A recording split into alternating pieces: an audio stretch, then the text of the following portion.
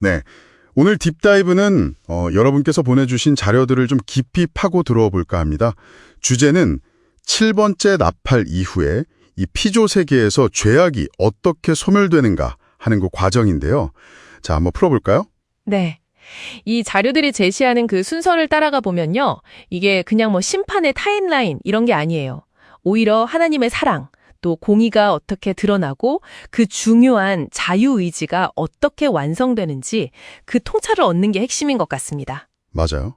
첫 번째 부활부터 시작해서 영원한 안식까지 상당히 단계적으로 진행되더라고요. 자, 그럼 시작점은 역시 7번째 나팔이겠죠? 자료에 따르면 짐승통치 때 순교한 증인들, 그 수가 차면 예수님이 공중에 오시고 그때 이 나팔이 울린다고 하죠. 네, 바로 그때 첫 번째 부활이 일어난다고 설명합니다. 그러니까 계명을 지키다가 죽음까지 맞이했던 그 순교 증인들이죠. 이들이 부활하고 변화되어서 공중으로 올라간다는 거예요. 근데 여기서 흥미로운 지점은 이게 단순히 인간 구원 이야기가 아니라는 점이에요. 자료는 이걸 더 크게 봐서 천사들의 어떤 의구심마저 해소시킨다고 해석하더라고요. 아, 천사들의 의구심이요? 그건 어떤 의미인가요?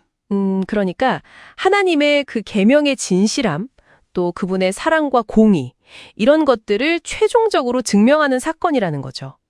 이걸 보고 천사들마저 자유의지로 하나님을 온전히 선택하게 된다. 뭐 이런 해석입니다. 와, 우주적인 증명이군요. 그리고 동시에 대속죄가 시작된다고요? 예수님의 피로 실제 성전을 속죄한다. 네, 실제 성전이라고 표현된 영역을 정화하는 거죠. 그리고 그 기간 동안에는 땅에는 7가지 재앙이 쏟아진다고 하고요. 성전 속죄가 끝날 때까지는 아무도 들어갈 수 없다 이런 내용이 있습니다. 상당히 엄중한 기간이네요. 자, 그럼 성전 속죄 후에는 어떤 단계로 넘어가나요? 그 다음은 이제 예수님께서 땅으로 오시는 걸로 묘사돼요. 목작은 하데스, 그러니까 성경에서 죽은 자들이 잠시 머무는 곳으로 그려지는 그 영역을 속죄하기 위해서라고 합니다. 하데스를 속죄한다. 이건 어떻게 이루어지나요? 자료에서는 짐승 군대를 심판하고 그 짐승들을 불못에 던지심으로써 하데스의 속죄가 이루어진다고 봐요.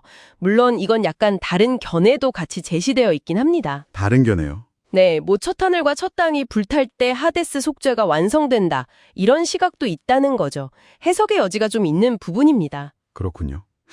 자, 하데스의 속죄 다음 단계는 뭔가요?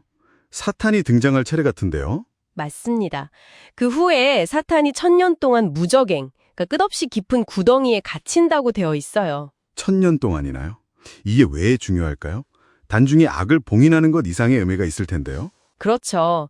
자유는 이걸 굉장히 중요한 전환점으로 봐요. 뭐랄까, 대속죄일이나 구약에 예언된 기간인 70일에 창조의 6째 날 같은 구원사의 큰 흐름들이 마무리되고 드디어 7째 날이 시작된다는 신호라는 거죠. 그 7째 날은 곧 안식일, 희년, 천년왕국, 초막절 등으로 상징되는 완전한 안식과 회복의 시대를 의미하고요. 땅의 저주가 풀리고 아담이 잃었던 땅의 통치권, 이걸 다시 회복하는 그런 그림입니다. 아, 그래서 새하늘과 새 땅에서 천년왕국이 시작되는 거군요.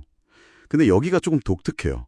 사탄은 없어서 죄나 저주는 없는데 여전히 흙으로 된 세상이다. 네, 그런 묘사가 흥미롭죠. 그리고 그 안에서는 첫 번째 부활한 순교 증인들이 영적인 몸으로 마치 제사장처럼 왕같이 다스리고요. 성 밖의 백성들은 혼적인 몸, 그러니까 우리가 아는 자연적인 몸으로 결혼도 하고 자손도 낳으면서 살아간다는 거예요. 두 그룹이 공존하는 거죠. 그런데 천년 동안 태어난 사람들은 좀 애매한 상태겠네요. 사탄의 미혹을 겪어보지 못했으니 그들의 자유의지는 아직 검증되지 않은 거잖아요. 정확합니다. 그래서 자료는 1000년이 끝날 무렵에 사탄이 잠시 풀려난다고 설명해요. 마지막 시험인 셈이죠. 이 땅의 백성들의 자유의지가 정말 완성되었는지를 확인하는 과정이라고 볼 수 있습니다. 결국 시험이 오는군요. 많은 사람들이 미혹되어서 새 예루살렘 성을 공격하지만 예수님 편에 서는 사람들도 있다고 하고요. 그리고 사탄은 결국 불못에 던져지네요. 네, 사탄의 완전한 패배죠. 그리고 바로 이어서 백보좌 대심판이 열립니다. 모든 시대의 모든 사람들이 하나님의 보좌 앞에 서서 최종 심판을 받는 장면이에요. 모든 사람이요. 그럼 심판의 기준은 뭔가요? 기준은 명확해요. 각 사람의 행위에 따라서 라고 되어 있습니다.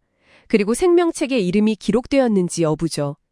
의는 생명의 부활로, 악인은 심판의 부활로 일어나는데 생명책에 기록되지 못한 자들은 물론이고 여기서 주목할 점은 죽음과 하데스 그 자체까지 불못에 던져진다는 표현입니다. 죽음과 하데스까지요?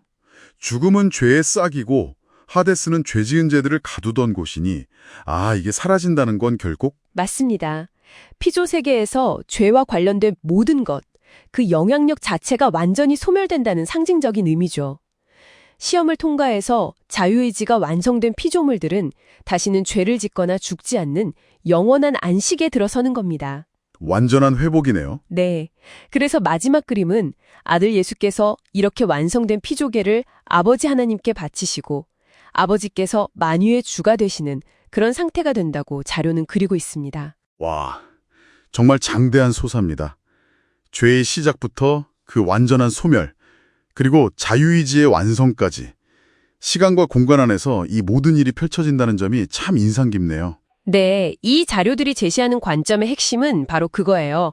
죄의 문제를 근본적으로 해결하고 완전한 조화와 안식을 이루기 위한 하나님의 계획이 이 시간 속에서 점진적으로 단계를 밟아가며 이루어진다는 거죠. 여러분에게는 이 이야기가 어떤 질문을 던지나요? 오늘 딥다이브에서는 이 죄의 소멸 과정에 대한 하나의 깊이 있는 관점을 함께 따라가 봤습니다. 자료의 마지막 문장은 이 모든 시간 속 이야기 너머에 계신 영원하신 하나님을 암시하면서 끝이 맺는데요. 이 시간 안에서 이루어지는 이 거대한 과정과 또 그 시간을 초월해 계신 영원의 관계, 여러분은 여기에 대해 어떤 생각을 갖게 되셨는지 궁금합니다. 다음 딥다이브에서 또 다른 흥미로운 주제로 찾아뵙겠습니다.